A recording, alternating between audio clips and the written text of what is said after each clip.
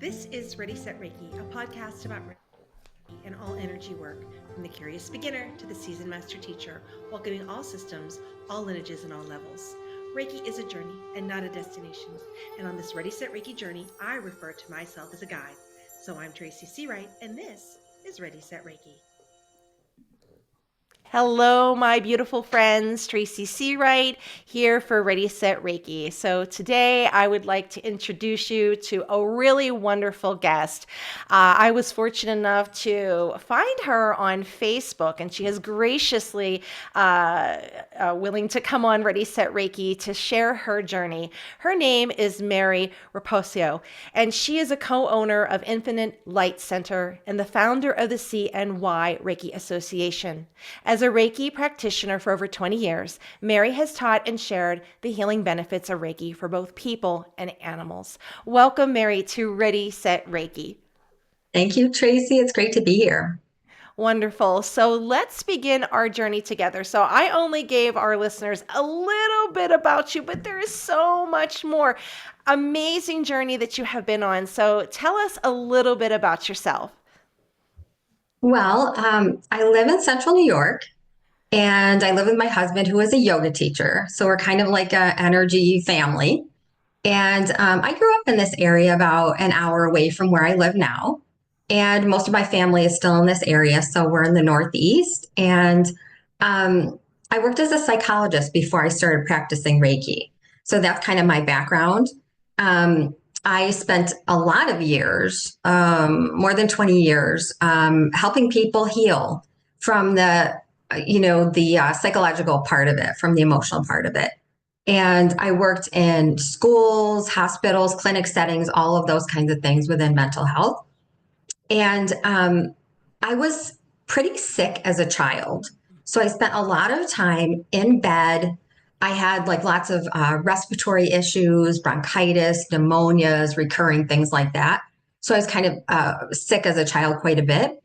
And I'm definitely more of an introvert anyway. So I enjoyed spending quiet time alone.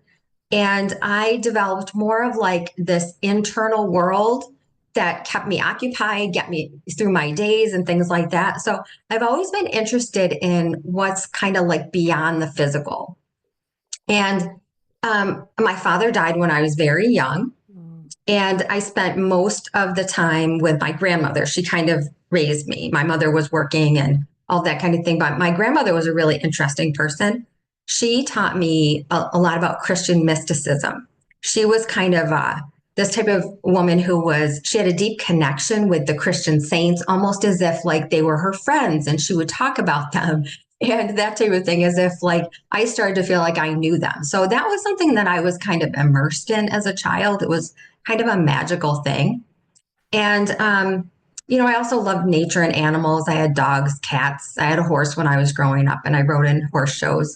So there was also that connection with the animals and a feeling like I could really communicate with them. So those are kind of some of like the little bit of the backstory about where I come from. Oh, and I'm sorry for the loss of your father. Yeah, I recently lost my dad a few years ago, so I'm sorry for that. Well, how wonderful of your journey of, it's part of your journey to take you where we're gonna next question is when did the Reiki come into your life? Oh, wow. Well, I like to say that Reiki kind of found me when I needed it, right? Yes, Which I yes. think I've talked to a lot of, people in our field and how that kind of seems to happen. It's like this trend that I've seen with people. But I was, like I said, I had been sick when I was a child. I was recovering from this illness that kind of really knocked me out when I was an adult, and nobody could figure out what was going on. I was working in mental health, like I said, and I was in a hospital setting, a clinic setting, and I had this really massive caseload of clients who were released from inpatient and they were coming to me for outpatient therapy, and really like heavy caseload of difficult clients who had a lot of challenging issues. And I would say I was booked out for evaluations and clients for more than a year out. it was just this heaviness that like I couldn't take any time off. There was no way of like getting a week of vacation off. And I think I hadn't taken a day off in more than 3 years.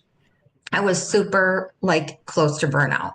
And at that time, I remember they started to do a renovation of our building and we had to work through it. And like I said, I had always had this respiratory issues and, weakness in that area. And so I was breathing in particles from dust and demolition stuff. And they were putting in carpeting with that toxic fumes and all of that type of thing. And I remember just sitting in that office day after day and feeling like my chest was feeling heavier. I was feeling sick. I was feeling tired. And I just kept working through it until I couldn't work through it at all. And I just ended up going out on sick leave. And I would go from doctor to doctor and they couldn't figure out what was going on. It was like the respiratory thing, but then I had rashes and I had joint pain and I had fatigue and I couldn't get out of bed and I was dizzy and I, couldn't see very well and all of this weird stuff. It was kind of a mystery. And some of the treatments, I have to say, actually made me feel sicker. Mm. So I started to think like, I don't really know what I'm doing here.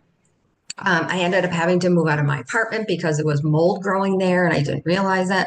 So I move away. And during this recovery period, I started to like, even more want to be seeking something else, a different way of life, a different way of being, right? Mhm. I just, needed to like heal from this burnout. So I ended up going to this wellness fair locally and I had a short Reiki session. I was walking around kind of looking at the booths and what people were doing. And I was drawn to this one woman who had purple tie-dye shirt on and things like that. And she had this purple sign that said Reiki, and I had no idea what it was. And I was like, I'll try that. What the heck? Right. And I would say, looking back, it might have been like a 10-minute session. I mean, really one of those little mini sessions, not on a table like we do often now, sitting in a chair, sitting in like a banquet chair, straight back chair. And I remember for the first time feeling like I had energy. Mm. And I thought, in my way of thinking at the time, she is giving me something. She is Mm. like pouring something into me. She has something that I don't have and she's giving it to me. But I didn't care. I was like, I need more of this stuff. I was like, what is it? Where do I get more? How do I do this? How do I feel like this all the time? And so I started to get Reiki sessions after that. And pretty soon, my Reiki therapist, I'll call her, she said, you could take some beginning Reiki training and you could start practicing Reiki on yourself in between our sessions. And I was like, yeah, I don't think so. Like, for one thing, I feel like I have no energy. I feel weak. I feel tired. I'm feeling better from the sessions, but I don't think I could ever do that. So I was again putting, something on her that she had something that I would never have, right? I've changed my mind about that pretty quickly, but I ended up doing it. I learned Reiki for myself. I took level one, and my goal was to come back into balance, right? To relieve my physical symptoms, come back into balance, and that type of thing. And it definitely wasn't to open a Reiki business at all. Mm. And I realized through practicing, and especially through the self Reiki, that I became aware of where things were out of balance in my life and what choices I was making that were not really supporting my wellness and all of those types of things. And it also gave me um, the clarity about what I needed to do about making changes around those things. So it wasn't that somebody was healing me from the outside, giving me energy, pouring something in like a gas tank or anything like that. But I started to feel better once I started to make those changes and listen. And I actually lost weight. I felt more positive about life. And remember, I said I was a real introvert. I was able to start talking to people more. I was interested, like curious about, interacting with people more, which was unusual for me. And at first, I had no idea that that was part of the healing because I only thought of it as physical because Mm. I was feeling out of balance physically at the time. And that's why I was going for it. And I think a lot of people do think Reiki is, physical healing, maybe. A lot of times people come to me for a session and that's kind of what they talk about too. Like what can it help me with? And they think about physical. But when people started to ask me, what are you doing? You seem like you're feeling better. You seem like you're happier and things like that. And I told them about Reiki. And then that's when it started to happen. People were like, you need to show that to me. I need to do it. And I don't, and I'd say, like, oh, go to my Reiki person. No, I want you to do it. Oh. So they were asking me for sessions. And then it turned into they wanted to learn how to do it themselves. So I ended up completing my training, and it was the impetus to teach other people. But it was really organic. It was like I was not thinking, oh, I'm going to have this, you know, uh, this business and open a wellness center and do this for the rest of my life. So, I eventually did quit my job, opened a full time Reiki practice. And then my husband and I opened a wellness center and we ran that for more than 10 years. Then it's kind of like that's been going on for more than 20 years for me. So I exclusively practice and teach Reiki. And it's just my life at this point. So that's kind of the way that it found me. That's kind of like the evolution of long story short, but that was it. Beautiful. Yeah. Beautiful. Many people don't understand that there's multiple systems of Reiki. What are the systems of Reiki that you've studied? Mm. Well, oh my gosh, uh, I have done a lot of different Reiki styles. Mhm, So at first, I learned Usui Shiki Ryoho. That was mhm, my first instance, right? When I said I went to Reiki training. Um, and I didn't even know at the time mhm, that there was any difference, that there were different systems of Reiki. So that was the beginning. And I took that training. And then I took Usui Reiki Ryoho. mhm, And then I took Gendai Reiki. No, then I took Shambhala Reiki. mhm. Then I took Gendai Reiki. And then I took um, Fire, Usui Holy Fire Reiki, Holy Fire Karuna Reiki. And I think there were a couple other ones too that I can't not like bringing up on top of mine, but Sure. I was one of those people that was a seeker for a Mhm, while. I was like, gaining one certificate after another. I need to learn a different style. Now I mhm. need to learn this other style. Right, Um, right. wow. Yeah, I did the same thing. I kind of similar journey as you as well, where you were seeking that more, until you find that just right or that just right for the client that's with you. So, yes. The Goldilocks Reiki, Yeah, the Goldilocks Reiki. There we go. the Someone just needs right to, one. yeah, the just right. So you've been doing this for quite some time now. You've been out teaching, supporting others. You were an author. You've done some amazing things. What are some of the misconceptions that you find that people tell you or question you about Reiki? Mm. This is a really good question for me because I spend a lot of time as I'm teaching and as I'm coaching people and mentoring, really kind of helping people demystify and bring in information that kind of blast through those misconceptions because we all have these blind spots, and because Reiki isn't standardized or anything like that, there's just like we kind of fill in the blanks sometimes Mhm, in between.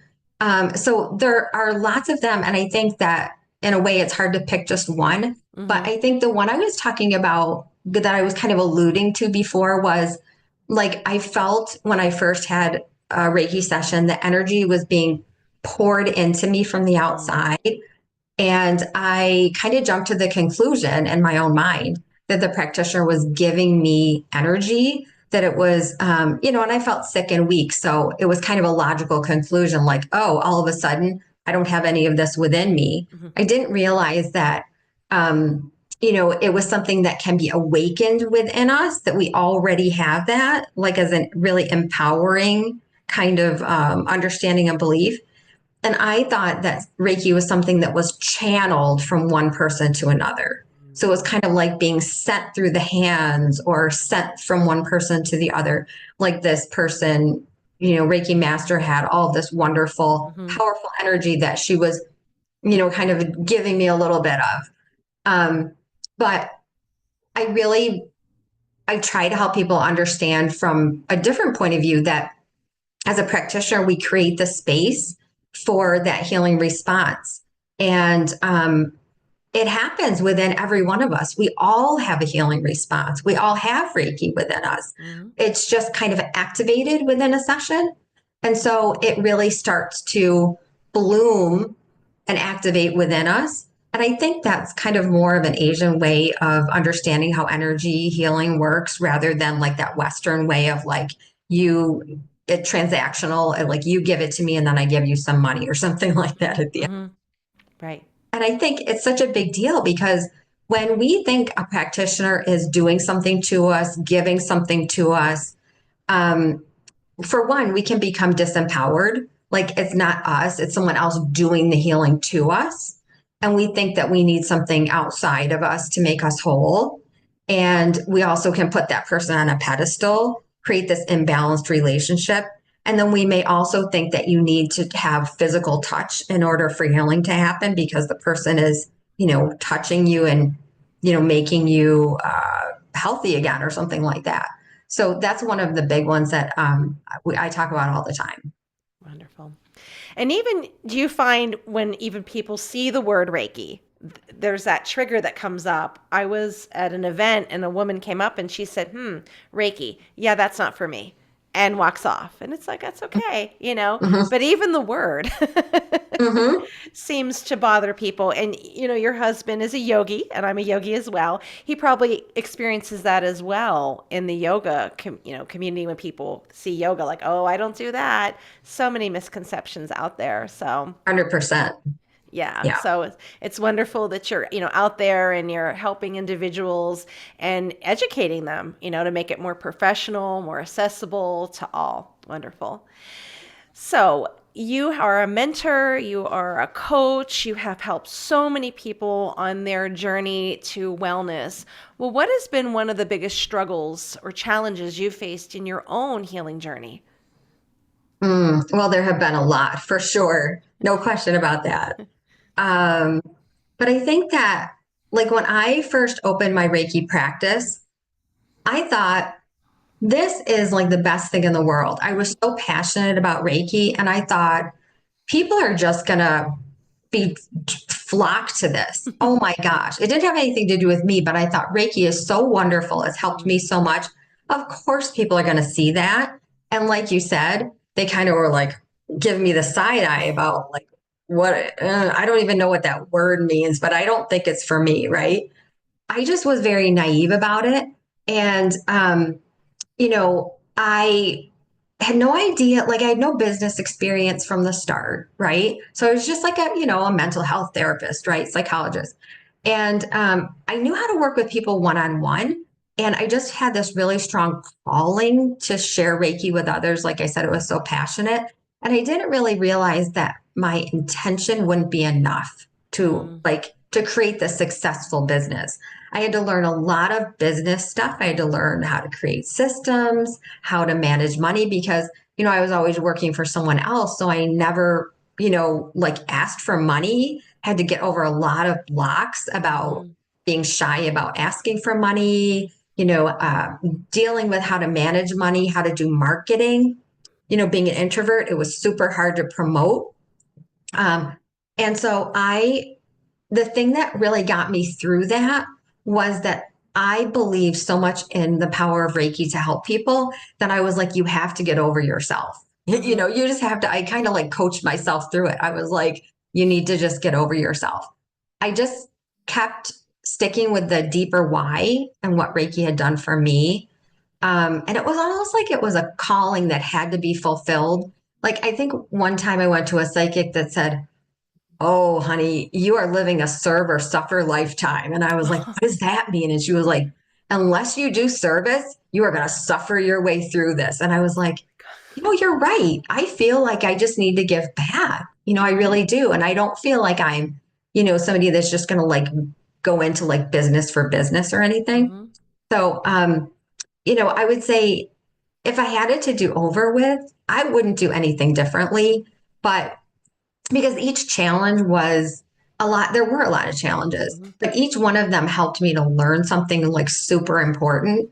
And now when I help people start their Reiki business, grow their Reiki business, learn all of those types of things, I do it from experience and from like all of the hard stuff that I was like, oh, I remember that really well. I can help you figure that out. Mm-hmm. Not from like, oh, I'm a business coach, and I could just tell you because, I'm a small business person. I figured it out from like all of the failures. And yeah, I think you just have to fail in order to learn and to be successful in the end. Sure, sure. I mean, you've walked the journey here, right? And being of service and helping others along the way. I don't know if you have seen the pattern, but in 2020, it seems that there have been many to have come forward to the call of this service and going out and and I would say it would be uncommon for me to find someone who just has one modality. They have multiple things that they're pursuing or passionate about. And when they receive that call, they're so either enthusiastic or maybe they question themselves, can I do this? And then they take that step forward. And then as they're navigating, they're like, oh my goodness, now there's social media. And now I got to do invoices. Now I have to do this. And it gets kind of overwhelming. And certain things, should I make it an LLC? Should I trademark this? Just things they never would have thought about, just simply because they had connected with this energy and they want to share it. They want to do this. They feel the call to be of service. So it's wonderful that you were able to go through your journey and put these tools together, everything from books to your journals. I mean, amazing. So thank you for doing that and taking those, as you would may color them, failures, and turn them into kind of a map for people to show them how to go. Thank you so much. Yeah, it really is like that. Yeah. You said it exactly. So, you had shared your story from your childhood about the loss of your father, illnesses. Looking back, what do you wish your younger self knew about Reiki? Hmm. Well, I mean, maybe my younger self in terms of like when I was first learning Reiki, which was about maybe 25 years ago. Mm-hmm. Um, I think I remember saying to you a little while ago that I was like, I didn't even know that there were different styles of Reiki and Mm-hmm. things like that. I think I wish I had known a little bit more about maybe the origins of Reiki, the traditional Japanese practices, like where it came from, even that it was a system. Like I definitely did not know what you know, the backstory of Reiki was, or that it was a system. I thought it was simply hands on healing, right? I was one of those people. Again, that's a misconception Mm-hmm. that I try to help people with all the time. Um, but, I didn't realize any of that. And I had this kind of this blind spot because, like I had said earlier, too, that I was growing up in this Christian metaphysical kind of, world. So, you know, when I was introduced to Reiki, there were all of these overlays of, angels and spirit guides and all of this kind of thing. Like, so this overlay of Christianity, of shamanism, of Ayurveda. And I took all of those in to think that those were all part of the system of Reiki and where it came. And so I ended up kind of taking a step back and saying, I really want to learn more about what the truth of all of this is. So I went to, just almost become like a self proclaimed Reiki scholar in a way. I wanted to just deconstruct all of those things and bring it down to where did it come from? So I was viewing Reiki from the eyes of somebody who had, grown up in where I had grown up. So I was seeing it in that way. But I think that it's important. I would have liked to have known a little bit more about the styles so that maybe I could have like chosen one that really would have worked for me from the start Mm-hmm. or that was more traditional because I really love the traditional part of it. I don't necessarily like as much, but all the stuff that I had kind of done myself, like using crystals and pendulums and all of those types of things, they're all kind of more of a Western way of Mm-hmm. practicing Reiki, and they're fine. But as I've learned from them, I also then bring it down to the very basic, simplest of the, Japanese perspective, that you don't need all of those either, you Right. know? So Right. I kind of wish I had known more of like what the history of what the whole thing was all about before I jumped into it. But even with that, it's okay because you learn and you evolve and everything is exactly the way it should be. Very good. I feel the same way too. I started with the Azui, and the manual that I received, it was passed down from teacher to teacher. And so when I got mine, I would read through it, and I still had a lot of questions, and it seemed like there was some missing pieces in the lineage that I came from. And all I had known at the time, I had lost my sister, and I was going through all the modalities and things, and I had a steady practice of yoga. And it was my friend that would circle back and say, "You got to try Reiki, you got to try Reiki." And I thought that was the only one. And then I found out about Holy Fire, and then I got a hold of the Healing Touch, and I'm like, whoa, like here's everything together, like a whole story. And oh my goodness, like it really put it all together for me with that. So I had wished I had known about Holy Fire first, or at least the Healing Touch manual, and then finding out, other books and things and other systems, and it's like a whole other world out there. So yeah, same.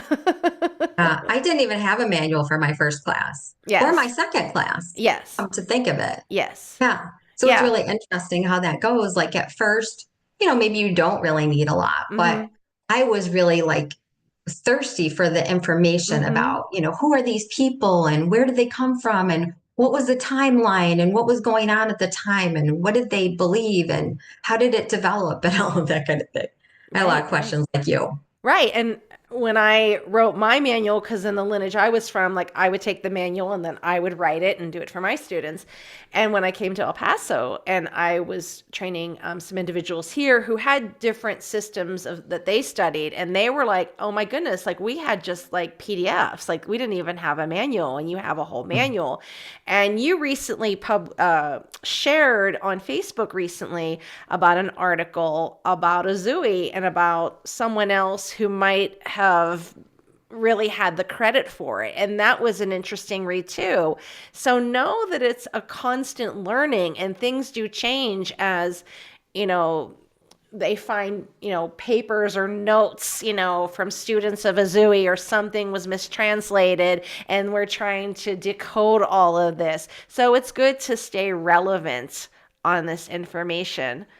Oh, 100%. And if anybody listening is really interested in that, Justin Stein is a great resource. He has books. His most recent book is Alternate Currents about Mhm. Takata. But just look him up, and that article was written by him. Yeah, yeah. So that's was fascinating, because I remember I was listening to William Rand, uh, a lecture he was doing, and he was saying that, hey, there's some information that's coming out that may change history a little bit, and so be on the look for that. And then even when I'm out and sharing it with practitioners who've been doing this for 10, 15 years, I'll say, hey, did you know this information? And they're like, no. No, and they've been teaching it a certain way. And even when that information came out, I go back to my students and say, hey, I just want to let you know this is what's happening. This is the information. You might want to bring that into your teaching as well to stay relevant. Yeah. And don't you think like that's one of the downfalls of not having standardized anything, like no overarching, you know, um, I don't want to say governmental agency, but no, association or something like that that would distribute that information to everybody that is practicing and teaching. It would be Yes. kind of great. I mean, there's positives and negatives, but we're the ones that have to end up kind of like trying to share to as many people as we can when new information comes out. Right. And I remember when I first taught, and I know my teachers were, I had two teachers that taught the class, and they're very dedicated, very intelligent women. But I was pretty sure in the lecture I heard that, Azui and Hitachi did not have manuals. And then so I taught my first class and I said that. And then when I went to do the Holy Fire, I thought, no, it was Madame Takata that didn't have this. Oh my goodness. And here's the Hitachi Healing Guide. And I had not seen that until I got my Healing Touch book, right? And then I'm like, my goodness, I've been teaching people. And my background is an elementary school teacher. So that's really important to me. I mean, I know once upon a time I taught that Pluto was a planet, right? Taught about the Berlin Wall, the USSR, things that aren't relevant. Um, and I'm like going back and telling the students, no, this is it. Make sure you know this. And you feel Mm-hmm. horrible. But that's what I learned at the time. But it's also Exactly. the courage to say, hey, you know what? I learned and now I know, and then I'm going to fix it. Yeah. And when you know better, you do better. Yeah. Yeah, but it would have been nice to have that one type of here it is, all the information. And so that's why when I went from Azui to Azui Holy Fire, it was like, this is making sense. I have a timeline here. I know where it was, where it's continuing. So, yeah. Love it. So, when it's time for you to get an energetic tune up, what qualities do you look for in a Reiki practitioner? Mm. Well, I do check people out before I decide to go to somebody. And I recommend that for anybody that is going to see a practitioner. I like to get a referral, like a reference from somebody. I like a word of mouth, like, oh, I've been to that person before and I really like them because of whatever it is.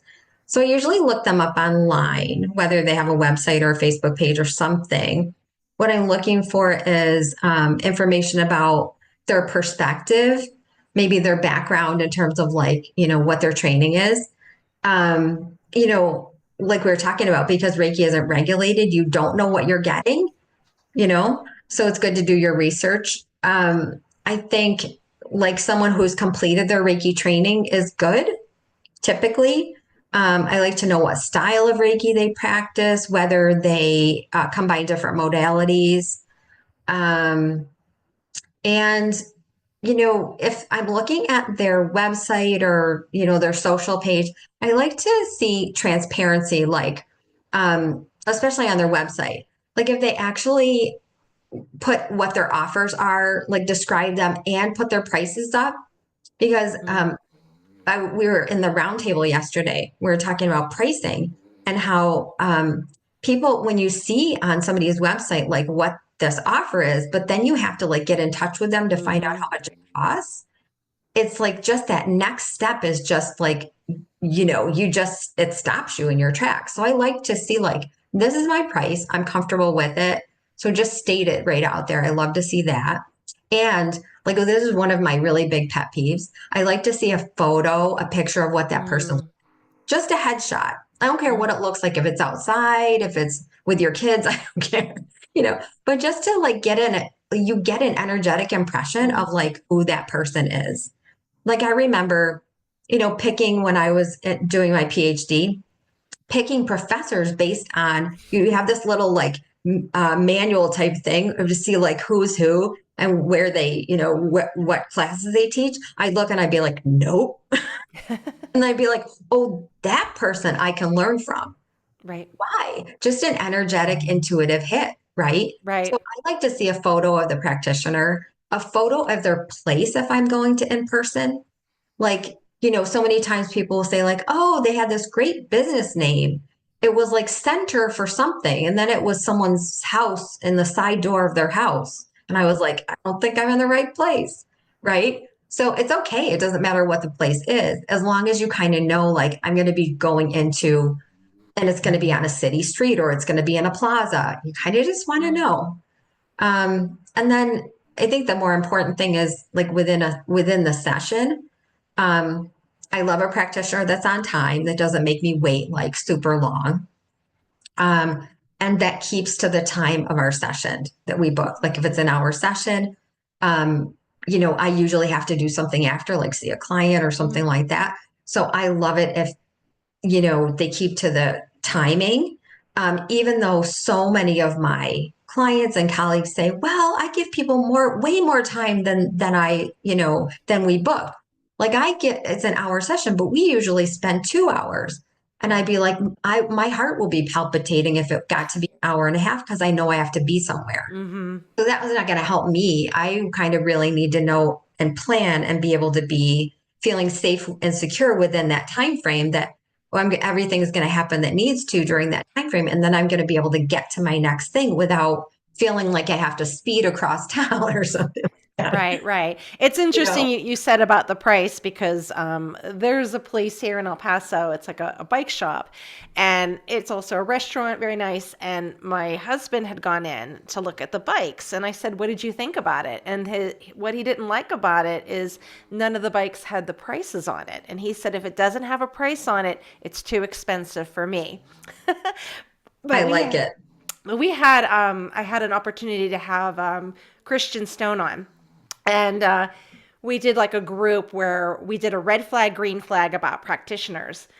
And it was the idea that what if the practitioner, let's say they're old school and they don't have a website, maybe they have an outdated photo, right? I mean, they have that one picture from 20 years ago that looks perfect. Do you think that's a red flag for someone who, I don't have a booking system, you can text me or call me, I don't have a website? I don't. I actually don't. I kind of feel like I get it if somebody's like maybe old school or older or non-techie or something like that, Mhm. because a lot of people in our field they don't Mhm. like tech. Mhm. Mhm. But even if I see I like to see a current picture, but even if I see like a picture that's like pixelated or a little bit older and you can tell like maybe it was a 20-year-old picture, I still get their energy. I still get it. I don't care if they don't have I like it if they have a booking system that's easy that I can just click on and put my, credit card information in. Makes it so much easier. And I Mhm. recommend that to my clients and everything. But I still might do it. I still might be like, well, you know what? I'm going to try it. And if everything seems clunky, like if everything seems clunky, like they're not there on time or then I'd be like, all right, it wasn't for me. Yeah. But it may not be a red flag for me. Okay. This might really age me, but I remember when I needed a doctor, I'd moved somewhere and I was trying to find a doctor. And remember the telephone books, right? We didn't open up the Hmm. telephone book. I'm old And enough for sure.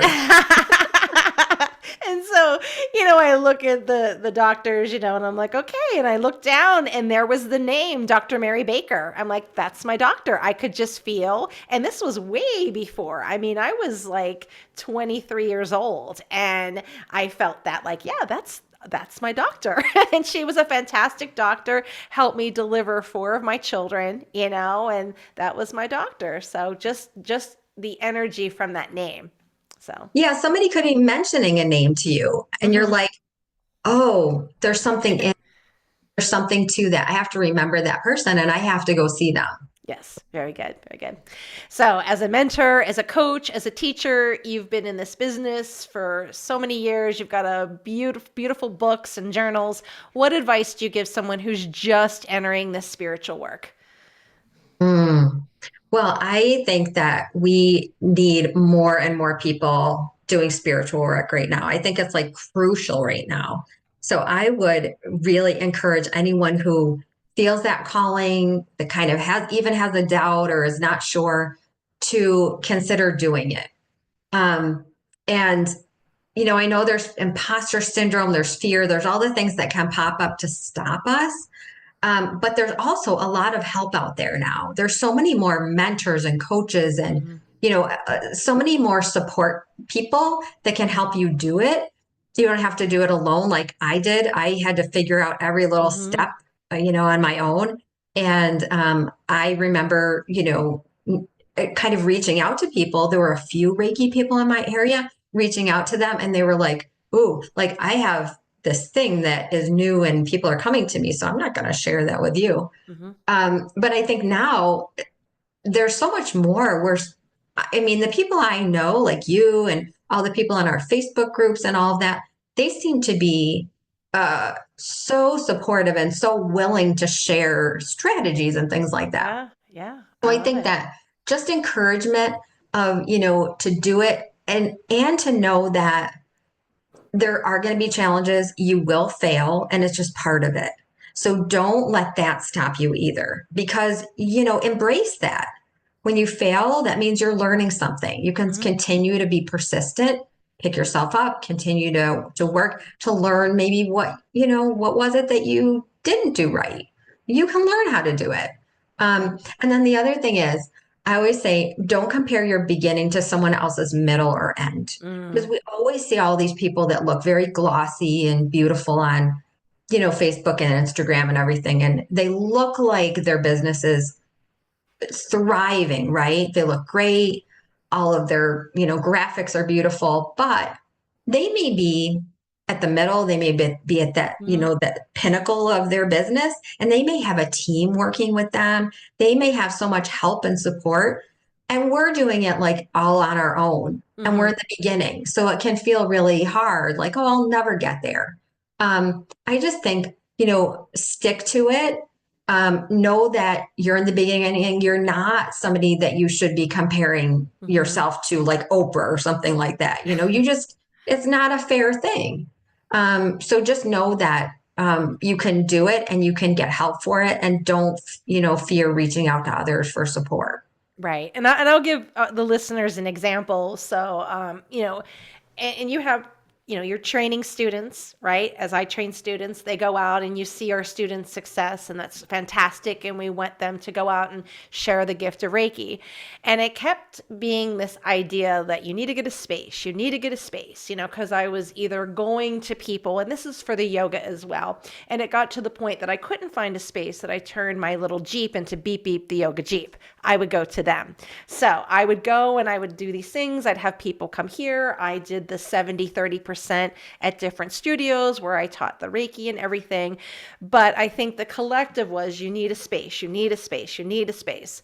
And here, the commercial property in El Paso is quite expensive. I mean, you wouldn't think so. You would think this is like New York, the way they price the property here.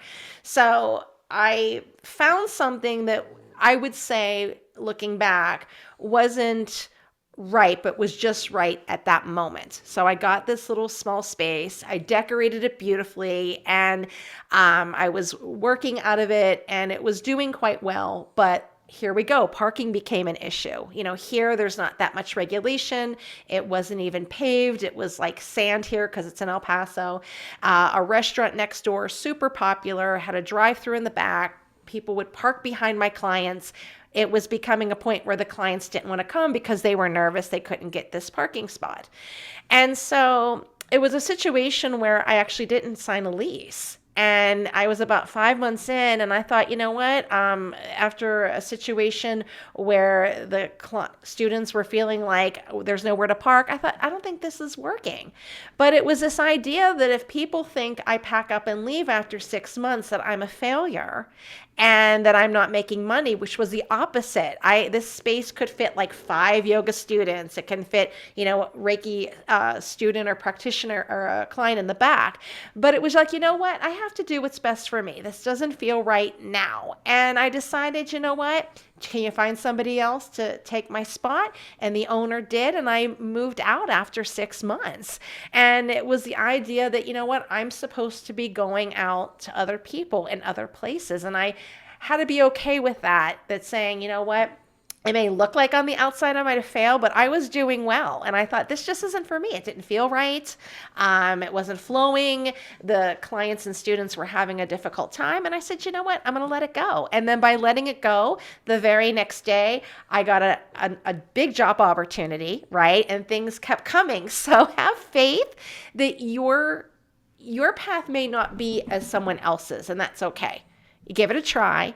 And if it doesn't feel good, have the courage to say, you know what, this isn't for me. And just say, you know what, I'm moving on to something else. So I love that. And I call that following the energy, like kind of following your intuition and Hmm. what's kind of opening up for you. Hmm. That's like the opposite of failure because internally you're listening to what's really working. And Oh then yeah. it just gave me chills to hear like you got that job opportunity as soon as you Mhm. let go what wasn't serving Oh you. yeah, yeah, yeah. I got That's amazing. two big opportunities. But I mean, I had, and the other thing I had is I had contracts, multiple. Yeah, I've where I teach at the college, and I teach for the veterans, and I teach at the border patrol. So I had other things going on that was helping supplement the space as well. Again, it wasn't like a huge amount of money a month I was paying on it, but I went to another space here and I thought, okay, I will just do the 70/30 contract with them. I walked in with my mat, my little Bluetooth. I did an hour session with students and then I walked out and I thought, yeah, this is what I'm supposed to do. Just go to other places and get out of there instead of having my own. And it just felt right in my body. So, listeners, listen to yourself because it may be a different journey for you. Because I would do the same thing. I would look and be like, oh my goodness, I'm working so hard. And here I'm doing a yoga class and I have 5 people and I'm looking on Instagram and this person is 25. What's wrong with me? Am I a terrible teacher? Like, why isn't this happening? So it's that vanity matrix where they're going to put the great classes on there, like, oh, they're not there when it's just one or no one shows up, right? That's like the day in, day out. So give yourself a little grace on that. And that's exactly right. All right. So the next one here, what books do you recommend? My gosh. Well, I'm a book nerd for sure. I love books and I like to write books too. So I kind of have to say, I Grow Your Reiki Business. And it's a Kindle book, which does not mean that you have to have a Kindle, but it's available on Amazon. And if you get it, you can read it on any device. It gives a lot of strategies for how to get clients and how to keep clients for Reiki. Um, I also have the Reiki journals and practice trackers. They're kind of not a journal in terms of like, writing down your feelings and things like that, but it's a journal like, keeping track of how you practice and cheat sheets in there about different practices. And, there's a lot of great just ways of when my students fill those up, they're like, look at what I've done over time. I've been doing self Reiki for like all these weeks or all of these months. And now I'm bringing in, imbuing things and imbuing spaces. And here are the Reiki sessions that I've given, and they've documented all of those. But some other ones are Reiki Business Ready by Christian Stone. We talked about him, Mhm. right? He's one of our friends. And he has a great book on Amazon as well. And then I just want to mention Radiating Our Reiki Light. It's by Ricky Friedman, and it's a compilation book. I put a little chapter in there about animal Reiki, and it's this really big book, and it's a book that you can, physical printed book, and it has so many. She brought together so many Reiki practitioners who all have experience in different ways, and we all wrote these chapters. And it just is this wonderful book to just look, read as anytime you can just open to a page and you'll get inspiration about how wonderful Reiki is and how it works. So I love those. I mean, there's a million more books, but just to start with those. Let's start with those. Very good. So, what services do you offer? Do you offer classes, events, and trainings? Yeah. So I offer Usui Holy Fire Reiki sessions and classes, and I do teach all of the levels of Usui Holy Fire Reiki, but I also teach ICRT Animal Reiki. So there's a level 1 and 2 and a master level for that. But a lot of what I do is coaching Reiki clients, like coaching and mentoring. And I help people with starting, a professional practice, growing their practices and getting more clients and kind of creating a real business. Like, how we start, like, see how it goes. And then you're Mhm. like, oh, I need this. And I don't really have a policy. I don't have a system for this or whatever. Um, and I also am kind of one of those people that I like to create things. And so I have all of these printable resources that are called like done for you Reiki printables. Um, I needed things like class certificates and I needed forms for Mhm. clients. gift certificates and all of these things like aftercare recommendations and things like that. And so I thought, I'm creating these for myself. And my students are asking me, where do you get your certificates? And how do Hmm. I make a gift certificate? I don't know how to do it. So I just started making those and I create them so that they're done for you. So they're all, they look beautiful, but then they're also, and for many of them, they're PDFs in a way that you can write in your own information and then print them. So you Right. can write your contact information or anything about you or the class certificates. You can put, of course, the students' names in there and all of that. So I have a whole bunch of those. And then, I do things like a lot of free things. Like I have an online Reiki circle once a month, and I have my Reiki Coach on Call podcast, my YouTube channel, and new. I just started writing on Substack. So that's kind of fun because I love writing. Beautiful. So where can we find you? Yeah, so mainly at infinitelightcenter.com. That's my website. But you can look for me on Facebook under my name. My YouTube channel is under my name. And then my podcast is called Reiki Coach on Call. And so is my Substack. So, Beautiful. yeah. Beautiful. All right, well, that ends the first part of our journey. I'm going to guide you into the second part, which is social media questions and questions from Reiki students. So here we go. Number one, what inspired you to create the Central New York Reiki Association? Hmm. Well, I created the CNY Reiki Association a while back, like about 15 years ago. I had been teaching for a few years and I started to get a bunch of students that wanted more opportunities to practice, to learn, to share, that kind of thing. And so then I started offering like Reiki shares. I did an annual Reiki retreat. And then people wanted more. They wanted to be like together. They wanted community. And I thought, this is great because I never had community when I first started out. So Yeah. it was organically kind of driven in that way. And I created, it was local. So we called it Central New York Reiki Association.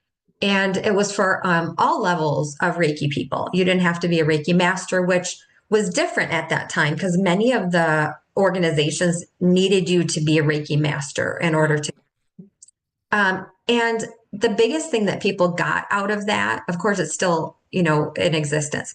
But over time, people have said to me, the best thing about this is that we get to come together with like minded people, other Reiki people that get us, that we can share with, that we can kind of, talk about life in terms of, you know, um, through a Reiki lens, kind of figuring out what to do about certain things and all of that um, it really is wonderful. We, especially during the time that we were able to get together in person, we do it online now, but we would get together in person and we would sit around an actual table and we would have a Reiki chat.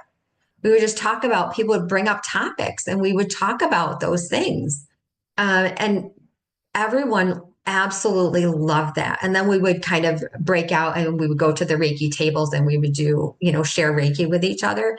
It was a beautiful community idea to start with. And of course, I have bigger communities because, everything's online now and I love the access, but I still love that group of local people that still are there and we still they volunteer in the community, they do workshops and trainings in the community, they do fairs and stuff like that and just create access. I mean, one other thing we did too was we had a Reiki clinic for a long time. Mm. So it was an in-person Reiki clinic. We just opened it up to the public and people would come in and just either observe if they weren't ready to even receive a session, or they would have a mini session, like a 20-minute session. It Beautiful. was really, really nice.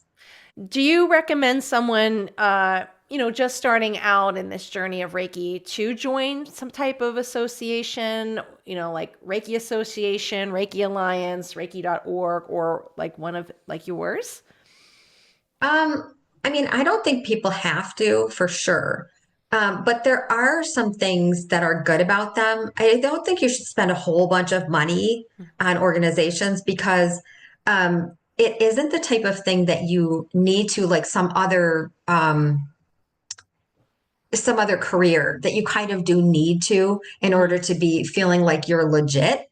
Um, it's not there yet with Reiki. But I do think that there are benefits. Like, for example, some places have a listing that you, of course, they're going to put you on an online Mm-hmm. listing. People find you. Like, Mm-hmm. so I don't know how many times, because I'm in a few organizations like that.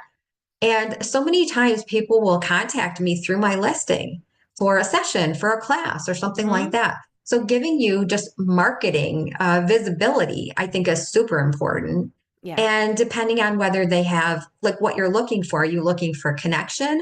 If you are joining an organization where people get together, Mm-hmm. that would be great. If you're looking for visibility, that's good too. And sometimes people give resources. Like for mine, I have a whole like online platform that has resources like trainings and the printables and certificates and all kinds of like little things that you just click on and you get access Mm-hmm. to. So if you're kind of looking for, I'd like to have more information and more all of that.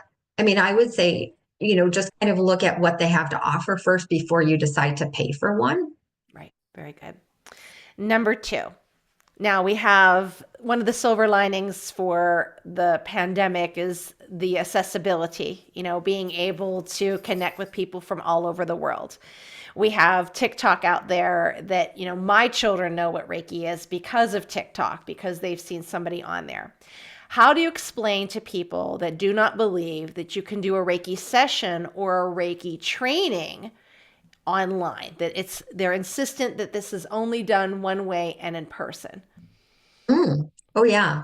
I think that comes up a lot actually. Mm-hmm. Like for people that are new to Reiki, even from Reiki trained people, I get that. Mm-hmm. And I kind of think in a way the confusion or the mistaken belief comes from the idea that Reiki is hands-on healing, that you need to be physically in the same room and touch someone in order for it to work. And maybe that's because, when you observe a Reiki session, that's what you see typically is someone doing hands on. So if you don't fully understand it, you might think that distant Reiki or remote Reiki, whatever you want to call it, can't work. Um, but some people are actually taught that in their training Mm-hmm. that, that's just the way it is. That's the way it should be. You have to do it with touch. But Reiki is energy, it's spiritually directed life force energy. So it is non physical to start with, right? It doesn't require physical touch. I mean, the physical touch is great and it's supportive in many ways, but you don't even need to be in the same room. You don't even need to be alive, actually, right? We can practice Reiki with people who have passed on, people that have not yet come into this world.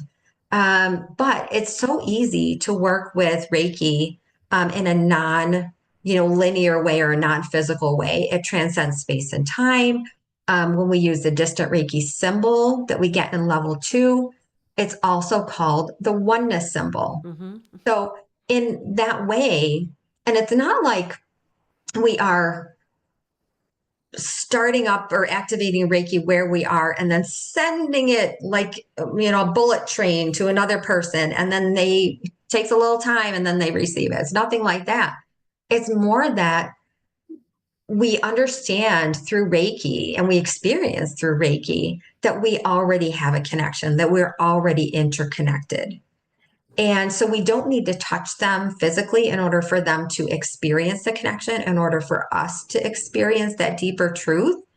Yeah, it's just part of the system of Reiki. And from, level 2, hopefully, people are starting to learn that and really deepen their understanding of it and their experience of it as they go into the master training and beyond, because it's a lifelong thing. Mm-hmm. Yeah. And, all of my sessions and all of my classes are distant. They typically are on Zoom. Mm-hmm. I can, sometimes I get on FaceTime or on the phone or off technology altogether to do a session.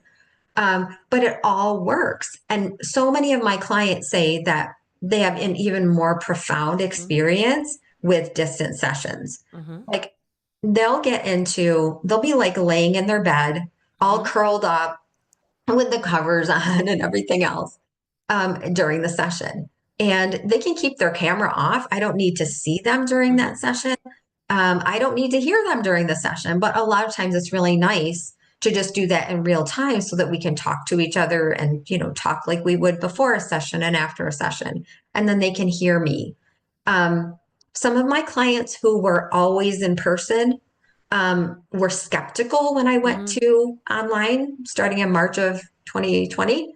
But most of them came around.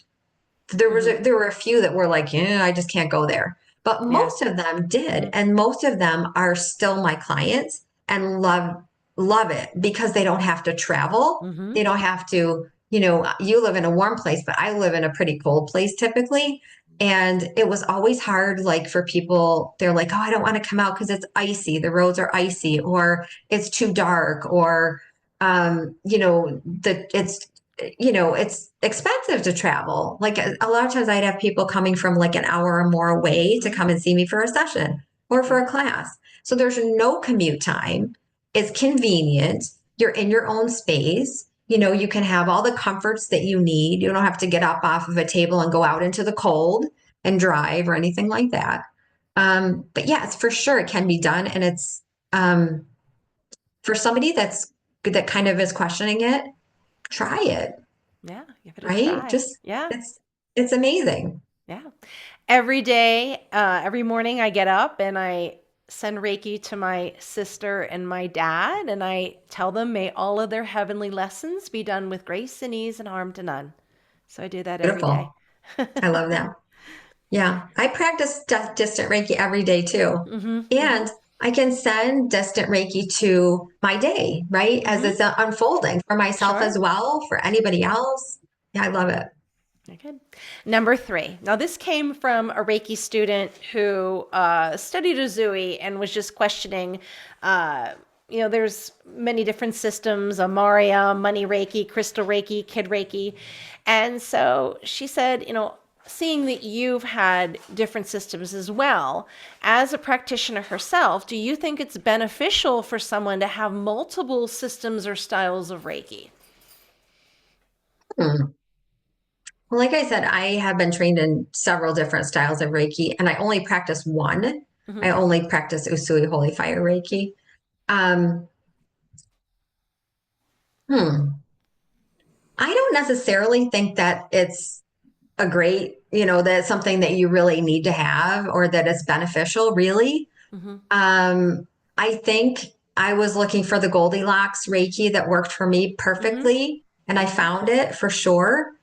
And so it was an evolution. I would just say, like, to start somewhere, but there can't be any mistakes. So you start somewhere and you're like, oh, maybe this, like your space that you were renting, maybe it works for a time and then you go to the next thing as you evolve. Mm-hmm. So I don't think that I would like quote unquote recommend it. Like I think you really need to have several styles of Reiki at your disposal, like so that when you're in a session you can use this one and then in the next session you might use a different one. I don't necessarily think that's the reason that you might do it. I think it's just kind of like what works for you in terms of um, the practices. Does it suit you at your level of evolution, at your level of practice right now? Does it suit you for your lifestyle and what you believe and how you want to work? I think that's maybe the question that you would ask yourself is more like, let me just kind of see and I know it can be confusing because Mm-hmm. people ask me this all the time. Do you know about this? Do you know about Dragon Reiki? Do you know about Money Reiki? About, Angel Reiki or whatever? And they're like, I want to know all of it, right? Mm-hmm. Because they think they're missing something. But you're really not missing anything. I mean, as long as you have a basic Reiki course that really has like the basic stuff in it, you can go in any direction you want to Mm-hmm. after that. Right, right, So I think right. that like maybe not, I wouldn't start with one of the fringier, more new ones. I Mm-hmm. I would just look for one that has like covers the basic stuff Yeah, and then yeah. kind of see where you want to go from there. Right. And I kind of looked at it, I guide people in a way to say, your first one, good teacher, solid foundation. Once you go through that, you're at your master's, you can go take those online courses that you pay like $14 or $9 to learn Mm, Celtic Reiki in 3 mm, hours, right? absolutely. But have that strong foundation. All right, well, that was our last question. And as we were talking, is there anything you might have forgotten? Anything you'd like to share? Any message that you would like to give to the listeners? The floor is yours. Um, well, one thing I'm thinking about is that I'm happy to say is that I'm going to be participating in the Reiki Business Summit that's coming up in Yay. September, and that's hosted by Christian Stone. And uh, this is the second one we're doing, second year of it. And I'm going to be talking about different Reiki business paths that you can take. So we've been talking today about, different ways of working. And so I'm going to kind of just be going over like maybe all the different ways that Reiki can be expressed in terms of like bringing it out into the world. So I'm really excited and looking forward to that. And if anybody listening is interested in that, you can go check it out at ReikiBusinessSummit.com. Beautiful, beautiful. Well, thank you, Mary, so much for taking time out of your very busy schedule to join me on this journey. It's been wonderful. I really appreciate your wisdom and knowledge, and hopefully the listeners are taking notes and listening again. And I'm sure they will be checking out you in that summit. That's a great summit, and what a blessing to have Christian to put that together. As you said in the interview, that when you started, you didn't have these guides. And here they are. Here they are. So many resources to help guide. It doesn't have to be a lonely journey. It doesn't have to be difficult. You have the helpers out there. Remember what Fred Rogers said, look for the helpers. They're out there. That's exactly right. Thank you so much, Tracy. It's been so much fun talking to you. Wonderful. All right, my wonderful listeners, if you would like your question featured on Ready Set Reiki, reach out www.readysetreiki.com. I'm Tracy Searight, and this has been Ready Set Reiki.